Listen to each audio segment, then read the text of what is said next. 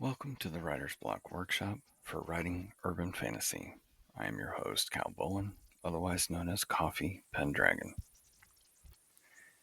As an introduction of the genre, urban fantasy is a subgenre of fantasy combining the elements of magic and the supernatural in a contemporary modern urban affected setting. What urban fantasy is: The Dresden Files by Jim Butcher. He's a private investigator and wizard who recounts the investigations into supernatural disturbances in a modern-day Chicago. Or The Mortal Instruments by Cassandra Clare. It's about shadow hunters who are angelic warriors to protect the world of human people in New York City. What urban fantasy isn't is like Harry Potter by J.K. Rowling. It is a modern fantasy, but it's told at a magic school mostly. Percy Jackson by Rick Riordan is a coming-of-age story told through a modern fantasy lens. And then The Chronicles of Narnia by C.S. Lewis is a portal fantasy through which the children travel from a modern time and place into a portal magical world. When looking at the three pillars of crafting a story of urban fantasy genre, first you start with the characters. Your main character could be a professional hero, meaning that they're a police officer or some other law enforcement agency or the military. Or they could be an amateur hero, like a private investigator or detective. But they should be a relatable hero, someone who has real life struggles and troubles. And the city is also a major character, and just like your main character, the city needs to feel full of life. Next, you have your setting. The magic should have a purpose in your world. Where did the magic come from? What are the supernatural elements in your world?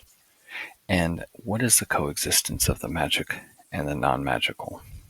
Do they get along? Do they fight? That sort of thing.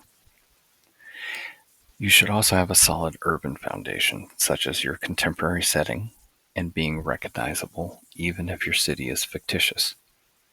There should be a diversity in the landscape between the magicals and the non. How does the world look different between the two types of peoples? And then, of course, your city life, technology, and cultures should reflect the use of magic or the lack of magic. Next, you have your plot. Is the magic publicly known, or is it kept secret behind the masquerade? Your plot should intertwine the urban with the fantastical. Is there a secreted place where the Fae hang out, for example? You need to overlap the magical with the mundane. Does a bookstore sell magical books, or do they just sell the next copy of Stephen King? And of course, you should showcase the extraordinary within the ordinary people of your world.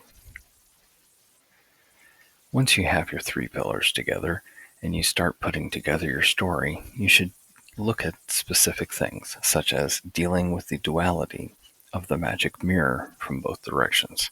How do the magical see the mundane, and how do the mundane see the magical? These stories are typically told in first person, and there's usually a mystery that needs to be solved within the story. But the problem, no matter what it is no bigger than the city itself. There's no worldwide troubles. So as a wrap-up, remember that urban fantasy is a way to write a more modern fantasy story with darker corners to turn and scarred heroes in charge. Like all guidelines and rules, they are meant to be broken, but without having a city, it's no longer an urban fantasy.